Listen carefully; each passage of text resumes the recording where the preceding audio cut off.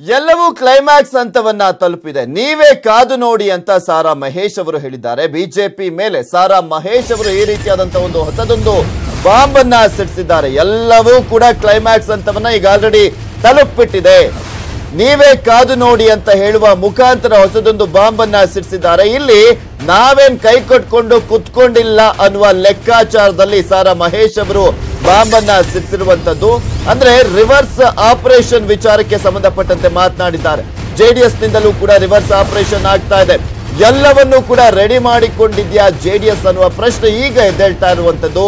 ದಳಪತಿಗಳಿಂದ silent ಆಗಿ sketch ಅನ್ನ ready ಮಾಡಿಕೊಳ್ಳಲಾಗ್ತಾ ಇದೆ. ಅವರು ಕೂಡ ಕೈ ಕಟ್ಕೊಂಡು ಕೂತ್ಕೊಂಡಿಲ್ಲ. ಇಲ್ಲಿ ಬಿಜೆಪಿ ತಂತ್ರಕ್ಕೆ ಪ್ರತಿತಂತ್ರವನ್ನ ರೂಪಿಸಿದ್ದಾರ ಸಿಎಂ ಅವರು. ರಿವರ್ಸ್ ಆಪರೇಷನ್ಗೆ ಎಲ್ಲಾ ರೀತಿಯಾದಂತ ಸಿದ್ಧತೆ ಕೂಡ ನಡೆದಿದೆಯಂತೆ. ಬಿಜೆಪಿಯ 4 ಶಾಸಕರು ಜೆಡಿಎಸ್ ಸಂಪರ್ಕಕ್ಕೆ ಸಿಕ್ಕಿದ್ದಾರೆ ಅಂತ ಹೇಳಲಾಗ್ತಾ ಇದೆ.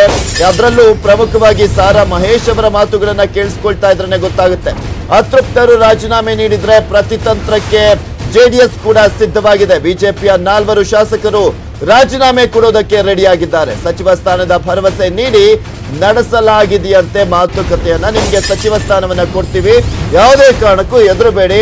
ಈಗಾಗಲೇ ಬಿಜೆಪಿ ಶಾಸಕರ ಜೊತೆ ಮಾತುಕತೆ ಕೂಡ ಫಲಪ್ರದವಾಗಿದೆ ಅಂತ ಕೂಡ ಹೇಳಲಾಗ್ತಾ ಇದೆ. ಇದರಿಂದಲೇ ನಿರಾಳವಾಗಿದ್ದಾರೆ ದೋಸ್ತಿ ನಾಯಕರು. ಯಾಕೆಂದ್ರೆ ಬಿಜೆಪಿಗೆ ಪಾಠವನ್ನ ಕಲಿಸೋದಕ್ಕೆ ಸಿಎಂ ರಿವರ್ಸ್ ಆಪರೇಷನ್ ನ ಸ್ಟ್ರಾಟಜಿಯನ್ನ ಕೂಡ ರೆಡಿ ಮಾಡ್ಕೊಂಡಿದ್ದಾರೆ. ಯಾಕೆಂದ್ರೆ ಅಷ್ಟೊಂದು ಜನ ಬಿಜೆಪಿಯ ನಾಯಕರೆಲ್ಲರೂ ಕೂಡ ಈ ಸರ್ಕಾರ ಬಿದ್ದೇ ಹೋಗ್ಬಿಡುತ್ತೆ, ಕುಮಾರಸ್ವಾಮಿ ಅವರು ಬಜೆಟ್ ಅನ್ನ ಮಂಡಿಸೋದೇ ಡೌಟ್ ಅಂತ ಹೇಳ್ತಿದ್ರು ಕೂಡ ಅಷ್ಟೊಂದು ಸೈಲೆಂಟ್ ಆಗಿದ್ದನ್ನ ನೋಡಿದ್ರೆ ಈಗ ಸ್ಪಷ್ಟವಾಗ್ತಾ ಇದೆ ಸಾರಾ ಮಹೇಶ್ ಅವರ ಹೇಳಿಕೆಯಲ್ಲಿ. ಬಿಜೆಪಿ ಸ್ನೇಹಿತ ಶಾಸಕರುಗಳಿದ್ರಲ್ಲ, ಅವ್ರ ಕಥೆ ಏನಾಯ್ತು ಸರ್? ಹೇಗೆ ಎಲ್ಲಿಗೆ ಬಂತು? ಈಗ ಇಲ್ಲಿವರೆಗೆಲ್ಲ ನೋಡ್ಕೊಂಡು ಬಂದಿದ್ದೀರಲ್ಲ, ಈ ಕ್ಲೈಮ್ಯಾಕ್ಸ್ ಅಂತಕ್ಕೆ ಬಂದೈತಲ್ಲ, ಕಾದ್ ನೋಡಿ. ಇನ್ನು ಸಂಪರ್ಕದಲ್ಲಿದ್ದೀರಾ ಸರ್? ನಾನು ಅವತ್ತು ಅದೇ ಹೇಳ್ತೀನಿ, ಇವತ್ತು ಅದೇ ಹೇಳ್ತಾ ಇದ್ದೀವಿ, ಮುಂದೇನೂ ಅದೇ ಹೇಳ್ತೀವಿ. ಅವ್ರು ಹಿಂಗೆ ಹೇಳ್ತಾ ಇರಲಿ, ಆಮೇಲೆ ಇಡೀ ರಾಜ್ಯದ ಜನತೆಗೆ ಏನಂತ ಗೊತ್ತಾಗುತ್ತೆ. ಬಿಜೆಪಿ ಸ್ನೇಹಿತ ಶಾಸಕರುಗಳಿದ್ರಲ್ಲ, ಅವ್ರ ಕಥೆ ಏನಾಯ್ತು ಸರ್? ಹೇಗೆ ಎಲ್ಲಿಗೆ ಬಂತು?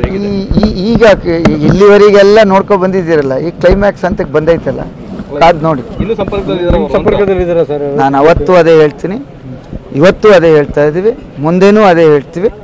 ಅವ್ರು ಹಿಂಗೆ ಹೇಳ್ತಾ ಇರಲಿ, ಆಮೇಲೆ ಇನ್ನು ಈ ಕುರಿತಂತೆ ಹೆಚ್ಚಿನ ಅಪ್ಡೇಟ್ಸ್ ಅನ್ನು ನೀಡ್ತಾರೆ ನಮ್ಮ ಪ್ರತಿನಿಧಿ ಜನಾರ್ದನ್ ಹೆಬ್ಬಾರ್. ನೇರ ಸಂಪರ್ಕದಲ್ಲಿ ಜಾಯ್ನ್ ಆಗ್ತಾ ಇದ್ದಾರೆ. ಎಸ್ ಜನಾರ್ದನ್ ಹೆಬ್ಬಾರ್, ಬಿಜೆಪಿ ನಾಯಕರು ಅಷ್ಟೊಂದು ಹೇಳಿಕೆಗಳನ್ನ ನೀಡ್ತಾ ಇದ್ರು.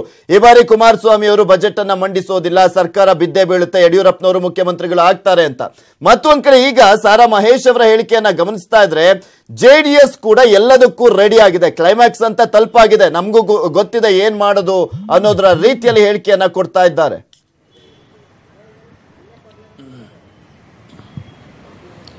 ಪೃಥ್ವಿ, ಬಿಜೆಪಿ ಶಾಸಕರು ರೆಸಾರ್ಟ್ನಲ್ಲಿದ್ದಂಥ ಸಂದರ್ಭದಲ್ಲಿನೇ ಅವರನ್ನ ಸಂಪರ್ಕ ಮಾಡೋದಕ್ಕೆ, ಅಂದ್ರೆ ಆ ಸಂದರ್ಭದಲ್ಲಿ ಇನ್ನೇನು ಕೆಲ ಶಾಸಕರು ಕಾಂಗ್ರೆಸ್ನವರು ರಾಜೀನಾಮೆ ಕೊಟ್ಟೇ ಬಿಡ್ತಾರೆ ಅನ್ನೋ ಒಂದು ಹಂತ ತಲುಪಿತ್ತು. ಅಂಥ ಸಂದರ್ಭದಲ್ಲಿನೇ ಬಿಜೆಪಿಯ ಶಾಸಕರನ್ನ ಸೆಳೆಯೋದಕ್ಕೋಸ್ಕರ, ಅವ್ರನ್ನ ಸಂಪರ್ಕ ಮಾಡೋದಕ್ಕೋಸ್ಕರ JDS ಕಡೆಯಿಂದ, ಅಂದ್ರೆ ಮುಖ್ಯಮಂತ್ರಿ ಕುಮಾರಸ್ವಾಮಿ ಅವರ ಕಡೆಯಿಂದನೇ ಒಂದಿಬ್ಬರು ಉದ್ಯಮಿಗಳ ಮೂಲಕ ಅವ್ರನ್ನ ಸಂಪರ್ಕ ಮಾಡುವಂಥ ಒಂದು ಪ್ರಯತ್ನ ಆಗಿತ್ತು. ಆದರೆ ರೆಸಾರ್ಟ್ನಿಂದ ಹೊರಗೆ ಬಂದ ನಂತರದಲ್ಲಿ ಸುಲಭವಾಗಿ, ಅಂದ್ರೆ JDSನ ಸಚಿವರ ಒಂದಿಬ್ಬರಿಗೆ ಈ ಒಂದು ಜವಾಬ್ದಾರಿಯನ್ನು ವಹಿಸಿದ್ರು ಮುಖ್ಯಮಂತ್ರಿ ಕುಮಾರಸ್ವಾಮಿ.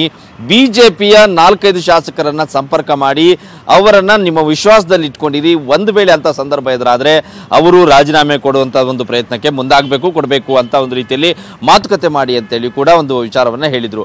ಆ ಕಾರಣಕ್ಕಾಗಿನೇ JDSನ ಒಂದಿಬ್ಬರು ಸಚಿವರು ಬಿಜೆಪಿಯ 4 ಶಾಸಕರನ್ನ ಸಂಪರ್ಕ ಮಾಡಿದ್ದಾರೆ. ಅದರಲ್ಲಿ 3 ಯುವ ಶಾಸಕರಿದ್ದಾರೆ, ಒಬ್ಬರು ಹಿರಿಯ ಶಾಸಕರಿದ್ದಾರೆ. ಒಟ್ಟು 4 ಶಾಸಕರ ಜೊತೆ ಈಗಾಗಲೇ ಮಾತುಕತೆ ಮಾಡಿದ್ದಾರೆ ಅನ್ನುವಂಥ ಮಾಹಿತಿ ನ್ಯೂಸ್ 18 ಕನ್ನಡಕ್ಕೆ ಲಭ್ಯವಾಗಿದೆ. ಅವರು ಆದರೆ ತಕ್ಷಣಕ್ಕೆ ರಾಜೀನಾಮೆಯನ್ನು ಕೊಡಲ್ಲ. ಒಂದು ವೇಳೆ ಕಾಂಗ್ರೆಸ್ನಿಂದ ಕೆಲ ಶಾಸಕರು ರಾಜೀನಾಮೆ ಕೊಟ್ಟರೆ ಆ ಸರ್ಕಾರಕ್ಕೆ ಆತಂಕ ಎದುರಾದಂಥ ಸಂದರ್ಭದಲ್ಲಿ ಅವರು ಏಕಾಏಕಿಯಾಗಿ ರಾಜೀನಾಮೆ ಕೊಡಬೇಕು. ಅವರಿಗೆ ಮುಂದೆ ಸರ್ಕಾರದಲ್ಲಿ ತಮ್ಮ ಸ್ಥಾನವನ್ನು ಕೂಡ ಕೊಡೋದಕ್ಕೆ ಎಲ್ಲ ಭರವಸೆಯನ್ನು ಕೂಡ ಕೊಡಲಾಗಿದೆ. ಅಂದರೆ ಬಿಜೆಪಿಯ ಆಪರೇಷನ್ ಕಮಲಕ್ಕೆ ಪ್ರತಿತಂತ್ರವನ್ನ ಸಿಎಂ ಕುಮಾರಸ್ವಾಮಿ ರೂಪಿಸಿದ್ದಾರೆ. ಅದೇ ಕಾರಣಕ್ಕಾಗಿಯೇ ಬಜೆಟ್ ಮಂಡನೆಯನ್ನೇ ಮಾಡಲ್ಲ, ಸರ್ಕಾರ ಬಿದ್ದೇ ಹೋಗುತ್ತೆ ಅಂತೇಳಿ ಮಾತುಗಳು ಕೇಳಿ ಬರ್ತಾ ಇದ್ರು. ಬಿಜೆಪಿಯವರು ಹೇಳ್ತಾ ಇದ್ರು ಸಹಿತ ಕುಮಾರಸ್ವಾಮಿ ಅವರು ಅತ್ಯಂತ ವಿಶ್ವಾಸದಲ್ಲಿ ಸೈಲೆಂಟ್ ಆಗಿರೋದು ಕಾರಣ ಇದೇ ವಿಚಾರಕ್ಕಾಗಿ. ಅಂದ್ರೆ ಬಿಜೆಪಿಯ 4ರನ್ನ ಈಗಾಗಲೇ ಸಂಪರ್ಕ ಮಾಡಿ ಅವರನ್ನ ವಿಶ್ವಾಸಕ್ಕೆ ತೆಗೆದುಕೊಳ್ಳಲಾಗಿದೆ. ಮೈಸೂರಿನ ಬೆಂಗಳೂರಿನ ಒಂದು ಭಾಗದ ಒಂದಿಬ್ಬರು ಶಾಸಕರು ಹಾಗೂ ಚಿತ್ರದುರ್ಗ ಭಾಗದ ಒಂದಿಬ್ಬರು ಶಾಸಕರು ಅನ್ನೋದು ಸದ್ಯಕ್ಕೆ ಒಂದು ಸಿಕ್ಕಿರುವಂತಹ ಮಾಹಿತಿ. ಇದು ಕೇವಲ 4ಕ್ಕೆ ನಿಲ್ಲಬಾರ್ದು, ಇನ್ನೂ ಹೆಚ್ಚಿನ ಸಂಖ್ಯೆಯಲ್ಲಿ ಬಿಜೆಪಿ ಶಾಸಕರನ್ನ ಸಂಪರ್ಕ ಮಾಡಿಟ್ಕೊಳ್ಳಿ.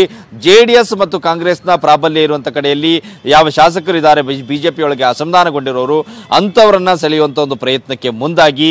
ಆದರೆ ಇದು ಬಹಿರಂಗ ಆಗೋದು ಬೇಡ, ಬಿಜೆಪಿಯವರ ರೀತಿಯಲ್ಲಿ ಬಹಿರಂಗ ಆಗಬಾರ್ದು, ಇದು ಬಿಜೆಪಿಯವರು ಮಾಡಿದ ರೀತಿಯಲ್ಲಿ ಬಹಿರಂಗ ಆಗಬಾರ್ದು, ಅತ್ಯಂತ ಸೈಲೆಂಟ್ ಆಗಿ ಕೆಲಸ ಮಾಡಬೇಕು ಅಂತ ಹೇಳಿ ಸೂಚನೆಯನ್ನು ಕೊಟ್ಟಿದ್ದಾರೆ. ಆ ಕಾರಣಕ್ಕಾಗಿ ಸದ್ದಿಲ್ಲದೆ ಈ ಒಂದು ಪ್ಲಾನ್ ಅನ್ನ ರೂಪಿಸಿಕೊಂಡಿದ್ದಾರೆ. ಒಂದು ವೇಳೆ ಕಾಂಗ್ರೆಸ್ನ ಶಾಸಕರು ರಾಜೀನಾಮೆ ಕೊಟ್ಟರೆ ಇವರು ಬಿಜೆಪಿಯಿಂದ ಜೆಡಿಎಸ್ ತೆಕ್ಕೆಗೆ ಬರೋದು ಬಹುತೇಕ ನಿಶ್ಚಿತ ಆಗಿದೆ. Prithvi. Okay, thank you Janardhan Hebbar ನಿಮ್ಮೆಲ್ಲ ಡೀಟೇಲ್ಸ್ಗಾಗಿ.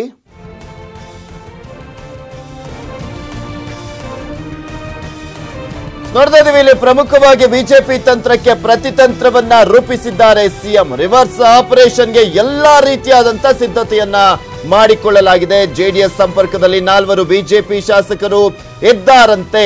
ಅತೃಪ್ತರು ರಾಜೀನಾಮೆ ನೀಡಿದ್ರೆ ಪ್ರತಿತಂತ್ರವಾಗಿ ಆ 4 ಶಾಸಕರು ರಾಜೀನಾಮೆಗೆ ರೆಡಿ ಇದ್ದಾರೆ ಅಂತ ಕೂಡ ಹೇಳಲಾಗ್ತಾ ಇದೆ. ಸಚಿವ ಸ್ಥಾನದ ಭರವಸೆಯನ್ನ ನೀಡಲಾಗಿದೆ ಆ ಶಾಸಕರಿಗೆ.